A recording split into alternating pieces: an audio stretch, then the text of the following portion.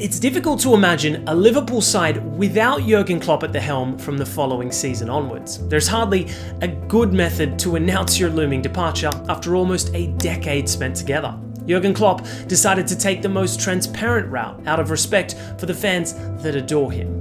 Jurgen Klopp had decided to leave much earlier and dutifully informed the Fenway Sports Group, owners of Liverpool, back in November 2023. It was necessary to give the club as much time as possible to prepare a suitable replacement. In the age of Fabrizio Romano and David Ornstein, looking for a Jurgen Klopp replacement would almost be impossible to keep under wraps. This is why the club decided to get ahead of a potential rumour mill and be transparent about it. On the 26th of January 2024, seemingly out of nowhere, Liverpool released an interview with Klopp in which he stated that he'll depart after the 2023-24 season. He claimed to be running out of energy after managing a top team for almost a decade in the Premier League.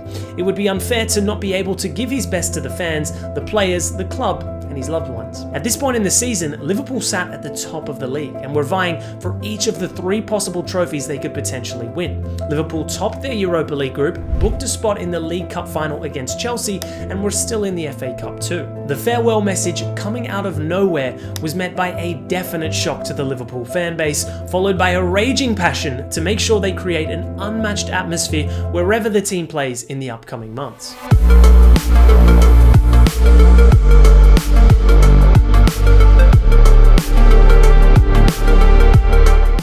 Who wouldn't be exhausted after going trophy for trophy, year after year, against one of the greatest managers of all time? Jurgen Klopp has been making sure over the past 7 odd years that the Premier League doesn't get the one club league tag.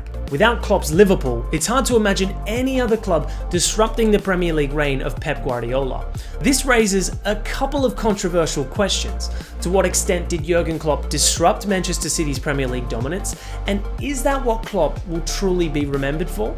2 schools of thought answer this question. The first one is the trophy count argument, which means exactly how it sounds. During the Guardiola versus Klopp era, who won more? Period. This sounds like a fair method of evaluation. After all, the success of a club is measured by what it wins, right? But it would be superficial to not consider a lot of other factors at play, like the initial squad being inherited by either manager, the amount spent on the signings, inconsistent officiating, and so on. If you start getting into it, it's an extremely deep rabbit hole. The second school of thought judges Klopp's milestones individually. This means that the few seasons in which Liverpool narrowly missed out on the Premier League title while amassing close to a triple-digit points tally should be deemed a success regardless. It implies that without going up against one of the greatest sides in the Premier League history, Klopp would have come away with a massive trophy haul. This defies the logical trophy count argument and factors in luck as well as the fine margins. If John Stones is a few milliseconds late for that infamous goal line clearance against Liverpool in the 2018-19 season, do Liverpool win the league? Maybe even a treble? But success in football isn't viewed through what-if tinted glasses. The question still remains, what is Jurgen Klopp's legacy after being in charge of Liverpool for 9 seasons? After the miracle of Istanbul in 2005 saw Liverpool lift the Champions League trophy for the 5th time in their history, major trophies eluded their club for many subsequent years. They gradually slipped into mid-table mediocrity, with an odd FA Cup and League Cup win during this downfall. Failing to win a league title since 1990, along with the Steven Gerrard title slipping season, Liverpool had become the laughingstock of the Premier League. In 2015, Brendan Rodgers was sacked mid-season after a string of disappointing results. After a heavy shift to data-led analysis, courtesy of the new ownership that came in 2010, Jurgen Klopp was brought in from Dortmund in October 2015. It seemed like an easy choice in hindsight, but it was a bit more controversial back then. Even though Klopp had 2 Bundesliga titles to his name, along with a Champions League final appearance with Dortmund, Liverpool were in a dire need of a rebuild, and eyebrows were raised at his appointment, mainly due to his Dortmund side finishing 7th the year before his appointment. But Liverpool had switched from basic statistics to advanced metrics from making such decisions, and according to their model, Dortmund should have finished 2nd. The first glimpse of Jurgen Klopp in England saw him deem himself the, quote, normal one, portrayed in a light-hearted fashion that he shouldn't be seen as a messiah to make Liverpool great again.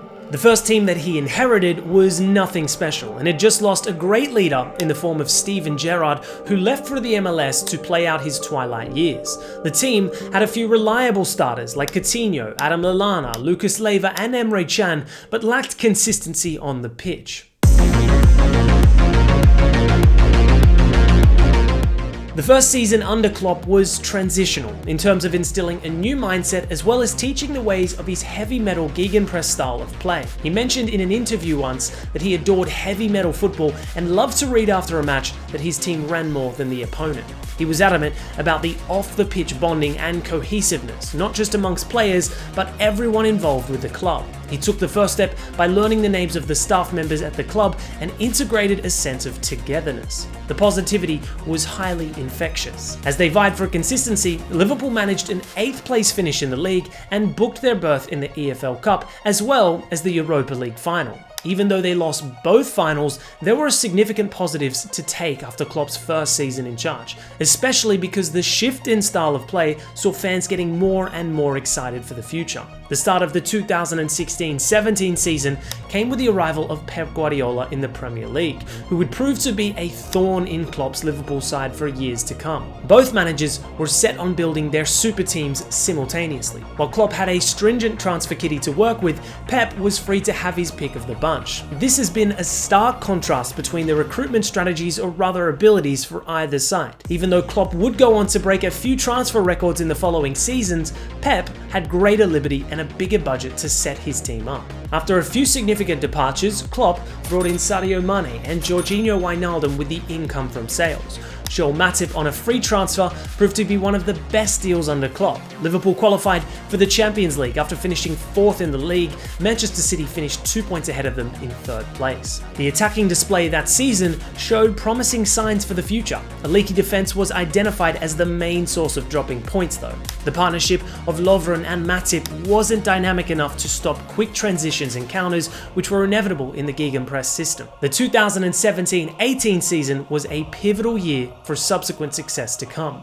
The arrival of Mohamed Salah from AS Roma proved to be the perfect fit for the front three puzzle.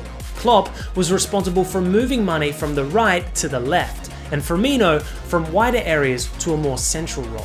Salah came in to form the Holy Trinity, and Klopp quickly realised that he had a special trio in his hands and had to build around them. The emergence of Trent Alexander-Arnold from the Liverpool Academy was divine intervention for Klopp, and an €8 million steal from Hull City in the form of Andrew Robertson gave him the key to deploy one of the most dangerous teams in transitions. The midfield didn't require as much technical grace, it merely needed 3 workhorses who could run tirelessly to support the freedom of the front three and the overlapping fullbacks. Mane, Salah and Firmino would terrify opposition defences for many seasons to come. The role of Roberto Firmino in this setup was crucial for getting an impressive output out of both inverted wingers. Both fullbacks would go on to break records and receive claims for the best fullback duos in Premier League history. Liverpool would ultimately lose to Real Madrid in the Champions League final this year. The sale of Philippe Coutinho to Barcelona for a whopping €145 million in the 2017-18 winter transfer window facilitated the arrivals of Virgil van Dijk and Alisson for record-breaking amounts. These 2 additions to the defence took Liverpool to historic heights as they went on to reach the Champions League final again. The Champions League semi-finals saw 2 of the greatest comebacks in the history of the competition. Corner taken quickly, and Lucas Moura with the last kick of the game became iconic commentary moments. Even though a somewhat harsh penalty decision within the first 30 seconds decided the fate of the final, Liverpool became 6-time European champions after beating Tottenham. Klopp's side went the whole 2018-19 Premier League campaign with just 1 loss and collected 97 points. They conceded the fewest goals in the league, but still lost out on the title by a single point to Pep City. It was a harsh one to take. The following season, Klopp left no room for error, breaking multiple records and going on a rampage in the league. They put up a 25-point gap between first and second at one point in the season, the largest in English top-flight history. They were expected to break the century barrier, but fizzled out after being crowned champions and ending up just a point shy. Klopp brought the Premier League title to Liverpool after 30 long years, and just for that, he deserves his flowers. They went on to win the first FIFA Club World Cup in their history in 2019. He was given all the possible managerial awards at the end of the season, and deservingly so. The 2020-21 season was marred with injuries and fatigue and bore no fruit in terms of trophies. The Klopp era was deemed to be over by many. The very next season, in the 2021-22 campaign, he set out to prove everyone wrong. They played 63 out of 63 games available to them that season as they were in contention for a quadruple. But Real Madrid and Manchester City would break that spell. Klopp faced familiar losses as Real Madrid beat Liverpool in the final, while Pep took the league title by a single point margin once again. They did collect the FA Cup and EFL Cup trophies to further diversify Klopp's trophies tally. Liverpool under Klopp had now won a Premier League, Champions League, FA Cup, EFL Cup, UEFA Super Cup, FIFA Club World Cup, and a Community Shield. All this while narrowly missing out on winning multiple of these honours. In his last season in charge, Klopp only got away with an EFL Cup to his name, but his legacy will remain for years to come. He took a struggling club and changed its course from the inside out, winning each trophy available at least once and setting up a title contending team for the foreseeable future. While club success is purely down to trophies won, the fans view football as a collection of stories. Years down the line, when Manchester City's current era of success is mentioned, it would be impossible to not talk about the role of Jurgen Klopp's Liverpool as not just close contenders, but possibly the catalysts that push City to greater heights. Without Klopp, Manchester City's successful era could easily be diluted down to dominating a league full of weaker opposition and unlimited funds. In a way, Jurgen Klopp gives more relevance to City's accolades over the years. Do you think after a decade, Klopp will only be remembered as the manager who won a league title with Liverpool after a 3-decade drought? Does Pep Guardiola erase Klopp's achievements as the years roll by? Let us know in the comments below.